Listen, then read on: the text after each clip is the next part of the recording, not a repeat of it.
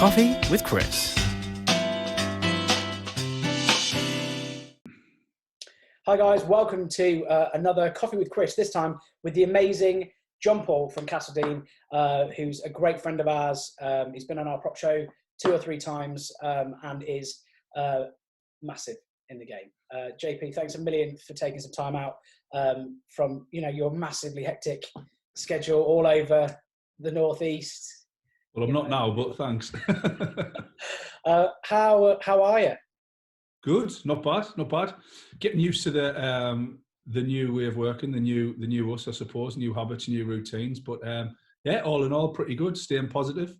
So yeah, can't complain. So you've got obviously you've got Castledean, which is a multi-branch agency, but you're also a coach, business coach, advisor. How have you managed to sort of navigate these quite difficult waters? Firstly, with your agencies. Well, the first and foremost is the agencies are doing well because we're predominantly lettings rather than sales. Our portfolio, which is over 2,000 houses, is really doing well. And out of the 2,000 houses, we've got about 1,100 that are housing benefit or LHA. Yeah. So it doesn't matter about losing the job or being furloughed because they're not meant to be working. Having said that, a little funny story that the first person who asked us for a rental discount was one of our tenants that was on housing benefit. And he said, I don't think I can afford to pay my rent this month. And we went, you don't actually pay your rent? The tax, the DWP pay your rent? Oh yeah, fair enough. Sales, obviously it's fell off a cliff. We're doing what we can with virtual viewings and social distancing and all that sort of jazz to try and keep a little bit of ticking over. But look, we've got to be honest. It's 15% of what it was, so we're not anywhere near that. But because we furloughed it, the majority of businesses, well, I think in every business I'm aware of, the main expenditure or cost is staff. Yeah. You reduce that by 55, 60, 70%, then you've got the main bulk of the expenditures out there. So the agency's doing really well. The training, I'm not going to lie, it's been a little bit challenging. We've had a couple of events planned in to obviously offer the mastermind and the coaching. Yeah. Those have been cancelled. Having said that, I have had 2 people express an interest in it and probably going to sign up. I've had 3 other people who have worked with in the past that have come back and said, look, I want to start working with you as soon as out of lockdown. But yeah, it's just been busy supporting our current clients and customers, speaking to them very often. I've put a workshop on last week on social media and content marketing. I've got another one I'm going to be putting on. We're starting weekly Zoom calls with the guys, with the groups, I should say, not just the individuals. So it's just really trying to be there for everybody. I've got a very busy private Facebook group, not the big one, which I've got 17, 1800 agents on, but just a small one. In fact, I think you're on it actually. I am. So, I'm doing a challenge a day. So, I think we're on day 8 or day 9 or whatever of a 30-day challenge, just to sort of say, right, now is the time where you can get your house in order. These are little things. Actually, some of them aren't little, some of them are quite big challenges or tasks.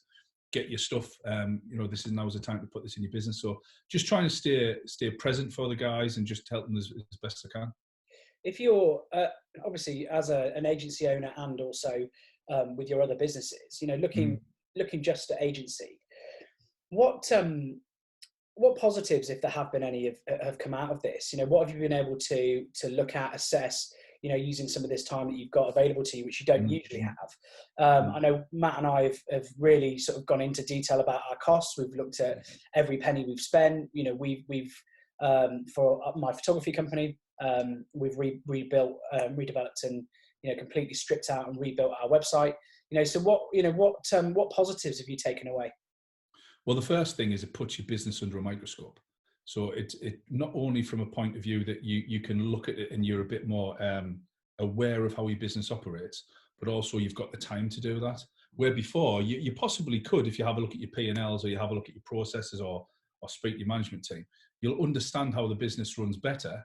If it depends on the size of your business. If you're one-man operator, then you'll know. But we've got 10 branches, nearly 60 staff, and so I don't get to I don't run my business. Adele, my MD, does because that's the way I want it. But what it's done now is we've stripped it back and we've had a look and we said, right, okay, then we don't need this, we need that, we don't need this. We've got the time to do it. We're already pretty lean. We're very systemized. We've got a lot of structure in place.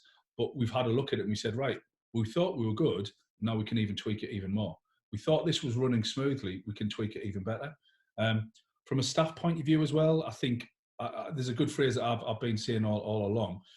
How we act and perform in bad times will determine how we're looked upon by others in the good times. 100%. So I think I was taking you, was talking to you offline, where one of my clients has just basically said, I don't need you. I'm not going to pay you. See you later. What are you going to do?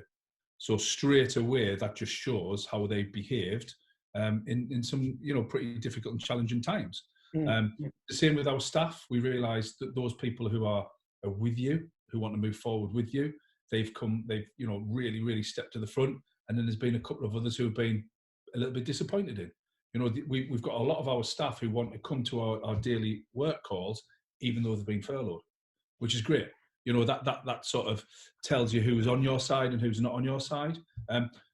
You can't take it personal. Like that one client out of 30 odd people who I coach and mentor has turned around and said that. I don't think anything worse of them. I'm disappointed in them. But people act under pressure and under stress differently. So, I'll go back, I'll have a chat with him in a couple of weeks, couple of months, see how he's doing, see if there's anything I can do to help. And it's the same with our staff as well. There's a couple, listen, there's one thing you get with me, Chris, you'll get the absolute truth. I'm not going to bullshit or say everything's rosy and all our staff are awesome of course. And all that sort of stuff. I don't do that. Maybe it's the Northeast bloke in us. But, there's been a couple that we've been slightly disappointed with, and, we'll be having conversations with them once the time's right, and explain why we're a bit disappointed in them. Because I think people will perform differently and under stress and under pressure. Some people crack. It's a fight, flight, or freeze scenario, isn't it? What would your advice be to agency owners? Well, I guess you work with businesses, like ours, that is around the property industry, but isn't a property company per se, i.e. selling or letting houses. But what would your advice be to business owners, to directors, to MDs, at the moment, bearing in mind, we've probably got at least another couple, if not a few more weeks, where we're effectively in the house or very, very free in terms of, getting your business straight back online. What would your advice be at the moment for them to be looking at doing? Use this time as it's been given by God, because it has. This is the best time that we will ever have, where everybody is on a level playing field in terms of your competition aren't pinching your guys or your staff or your vendors or your landlords or your applicants. But we're all on lockdown. Yes, there's a couple of people flaunting it, but they're the idiots. They're the morons. We'll forget about them. But this is the time now to put plans in place, put that structure in place. Stuff I've been blatant on about for years. The people that will come out with this will come out better business people, not better estate agents. There's tons of estate agents I know who are actually going in the bust. They're going bust or they're being insolvent because they're very good salesmen. They're very good. I'll get 10 grand. I'll get 2.5% of fee. I'll get 3% fee. But they haven't got that structure, that business-like mentality that could get you through times like this.